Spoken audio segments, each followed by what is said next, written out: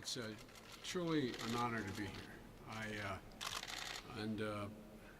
Doctor, you said that this was an important effort for Australia. This is an important effort for the world. And I mean that sincerely. That's not hyperbole. What you're doing here adds somewhat exponentially to the prospects of us being able to do in the next 5 years that would otherwise take 10 to 15 years. We're on the cusp of so many potential breakthroughs.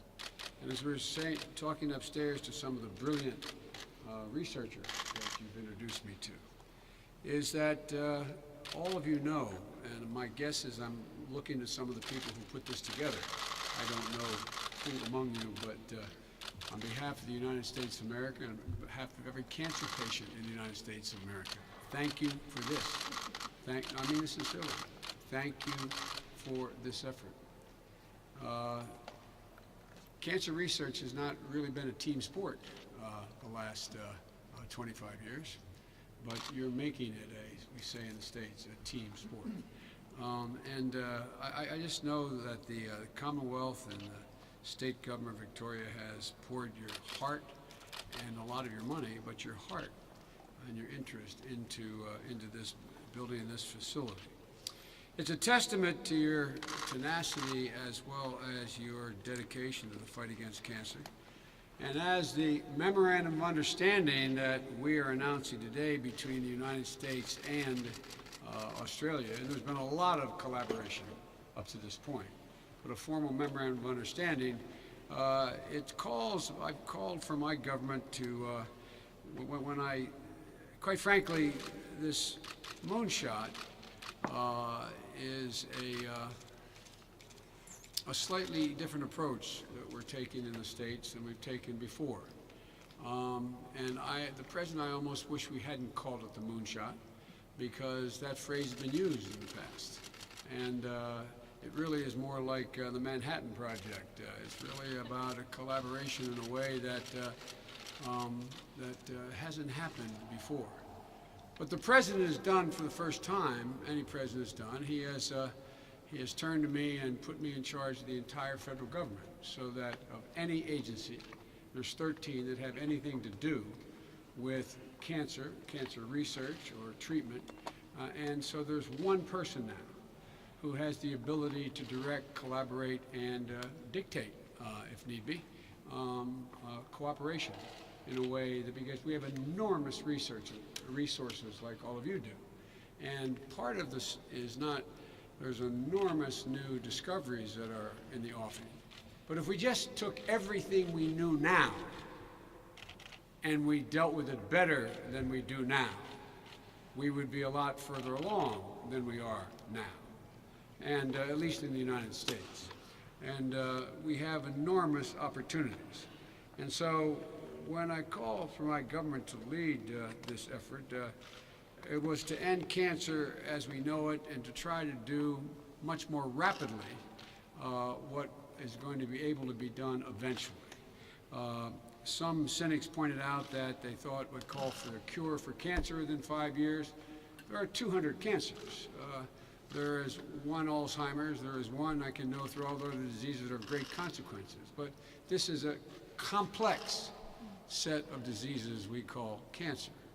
And everywhere I've traveled over the past year, since the President put me in charge of this effort at the State of the Union address, I might add without telling me he was going to do it. Thank you, Mr. President. But he knows how passionate I am about making more progress. And but as a consequence of that, I made a point to spend the first 6 or 8 months just traveling the world, primarily initially the United States, but traveling the world to meet with the greatest cancer researchers in the world. I have met with 7 Nobel laureates so far. I've met with over 17,000 cancer researchers in 2 major organizations that exist in the United States that include worldwide members. I've been to the 10 of the 12 largest cancer research centers in the United States of America. I've had multiple meetings. I've traveled the world. And no matter where I go in the world, for whatever purpose. And I spent a lot of time on the road on behalf of the president dealing with foreign policy. But it's interesting. Since the moonshot was announced, whether I'm sitting in the UAE with MBZ, who is the leader there, or I am in Japan with Abe, with Prime Minister Abe. It is no matter what the subject, from ISIS to the South China Sea. The first thing that gets mentioned is, by the way, Mr. Vice President, can we talk about cancer? Not a joke. We had a meeting of all the nuclear powers in the world, and all those are sitting down deciding on how we're going to curtail the spread of nuclear weapons. 50 heads of state sitting in the East Room, the West Room of the White House. Before it began, the president started off by saying, I know a lot of you want to talk to Joe about cancer. It's on nuclear weapons. But let's do this first. My point is, what you're doing here is profound.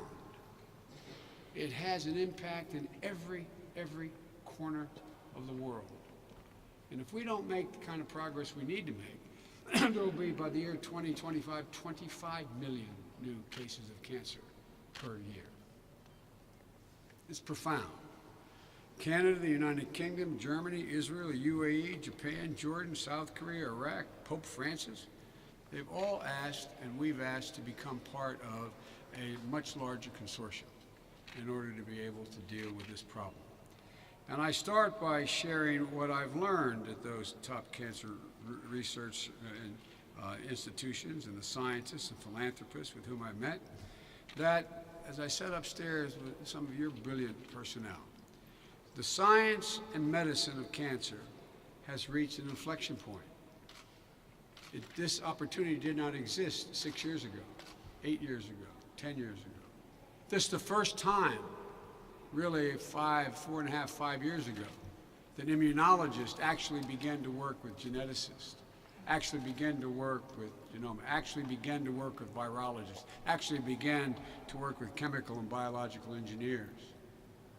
That collaboration did not exist. I was unaware of that. You know, one of the ways all of you have become acquainted with the science behind the attempts to deal with curing cancer is, like me, you have someone you love and adore who's afflicted with that disease. You try to learn as much as you can, as rapidly as you can. And you learn that a day makes a difference. You learn that people who know they have no chance are just saying to their clinicians, can you just give me one more month so I could give my daughter away at her wedding? Can you give me 6 more months? I want to see my son graduate from college. If I just have a little more time, I can put this deal together so when I go, my wife will be financially all right and will not have to sell the house. This is ultimately all personal. It's personal. It's minutes. It's hours. It's days. It's months. And the data right now, today, the conditions of cancer organizations and coalitions are going on. They're beginning to aggregate genomics, patient records, family histories, lifestyles, using supercomputing power to find answers that we don't have right now. We have the capacity. We are now computing in the United States 1 million billion calculations per second. Our Department of Energy, within the next 2 years, will be able to compute a billion calculations per second. The more data of relevance we can aggregate, we can save in light years the time it would take the most brilliant minds to go through and find patterns as to why a particular drug for the same cancer the two of you have worked on you and not on you. This matters. This matters. The data technology firms today are converting that data into machine-readable formats. We are making it more accessible to researchers, discovering new patterns, that could deliver results for patients that are not now available, only now becoming available. The MOU we're announcing today capitalizes on this moment. I think we're going to be able to share patient histories and proteogenomics and clinical phenotypes, data of various proteins and genetic characteristics of almost 60,000 patients in Australia and the United States with full privacy protections. What this means is the researchers around the world will better be able to understand what causes particular cancers, how to target the cancers, the most effective treatment, and how to keep the cancer from returning, which in many cases it almost always does. Let me put it this way. Knowing the 20 people on a basketball roster gives you a clue about the team you're going to be facing the next day. But a winning strategy comes from finding out who their starting lineup is.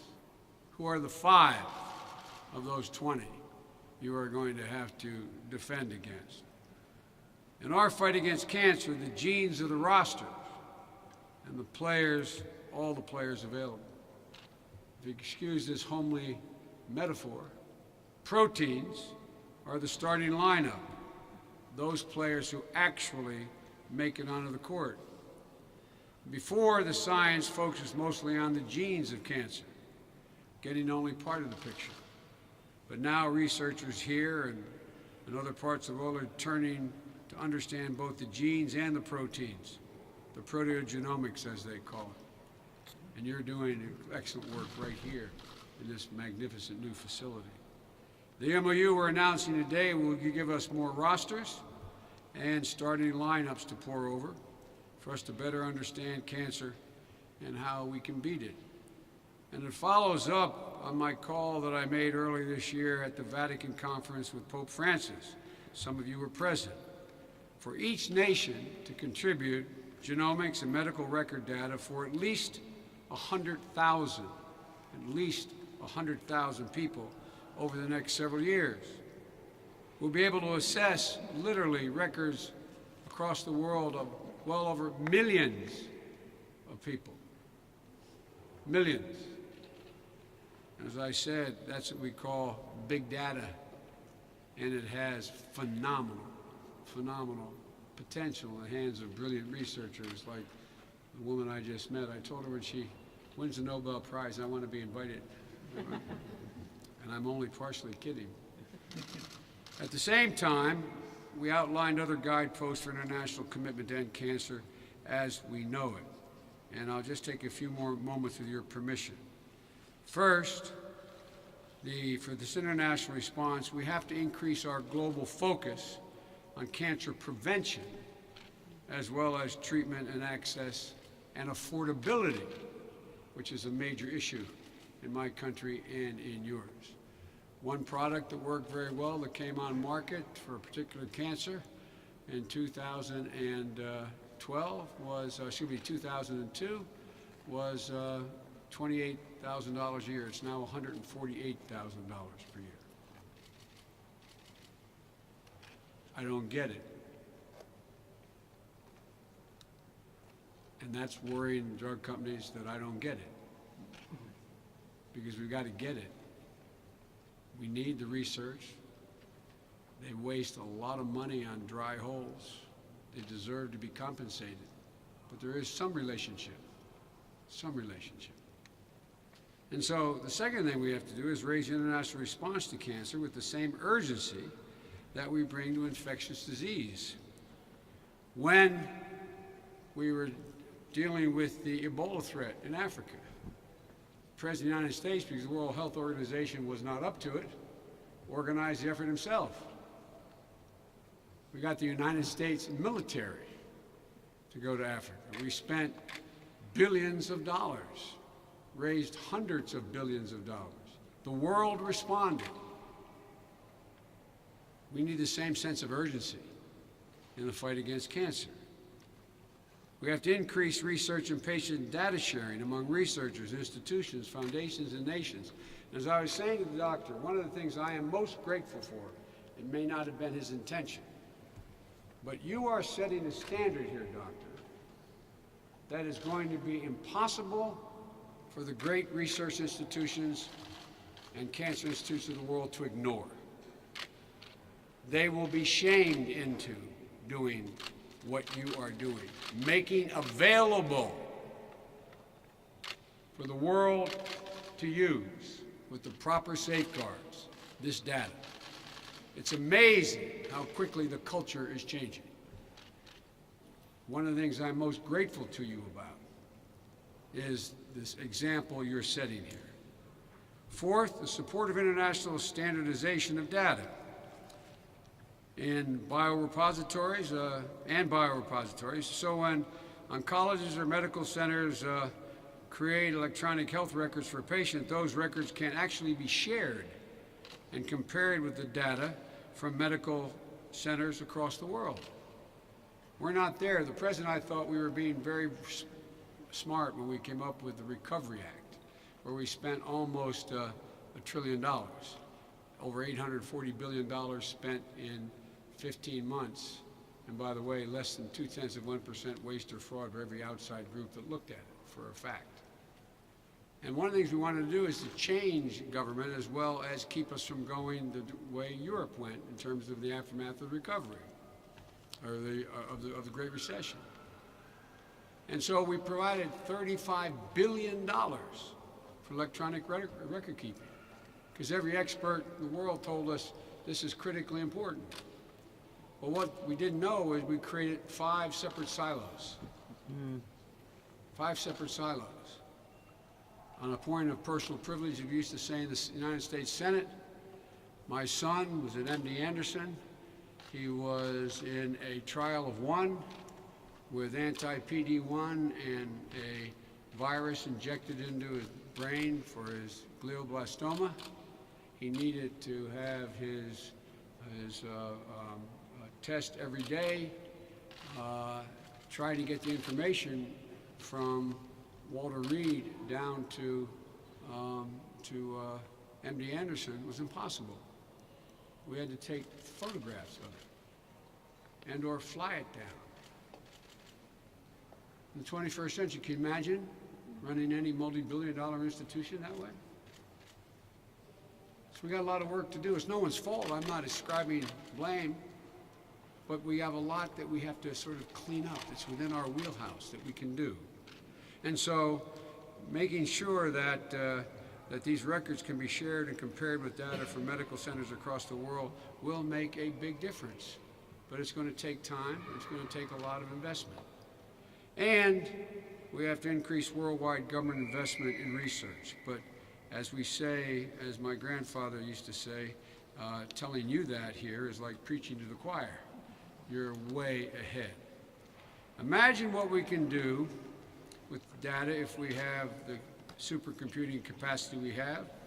Imagine if we had the data in a central repository or shared in the cloud of research, genomics, health data, records, etc., in one place.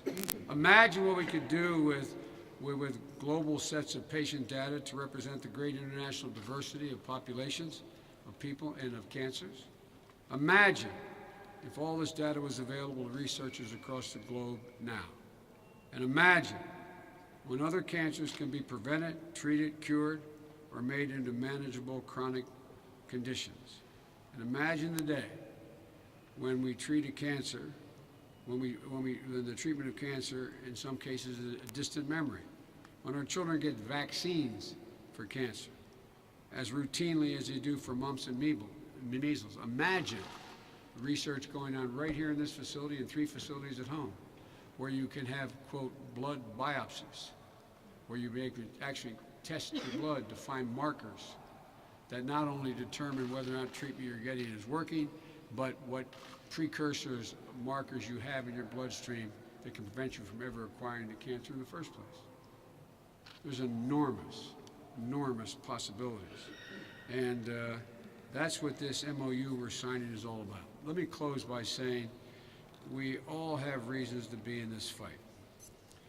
Part of the cancer moonshot the President asked me to lead is honoring the way My son, Major Bo Biden, lived his life with courage, never giving up hope in his battle against cancer. But that's not my son. I've met hundreds and hundreds of people, including just 2 nights ago, a sports figure at the ESPY Awards who knows he's dying of cancer and gets up every single solitary day like my Bo was Attorney General of the state of Delaware, going to work as he's losing his voice and his inability to walk or raise his right hand, his right side. Every day, getting up. Every day moving. There's tens of thousands of those people you're dealing with now and trying to help. It's about all of us. And most of all, it's about not giving up hope, not giving up the fight. I'm convinced we can do this.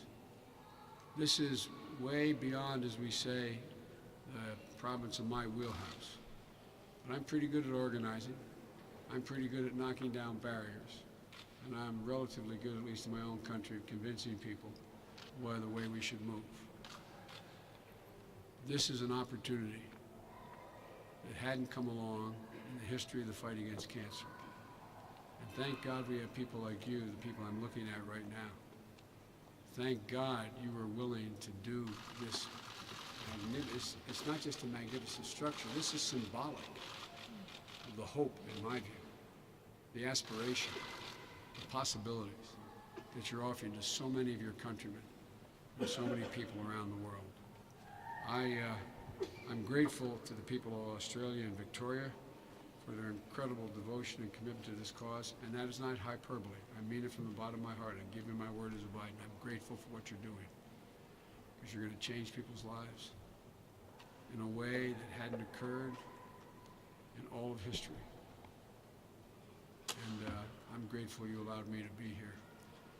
God bless you all, and may God protect our troops. Thank you.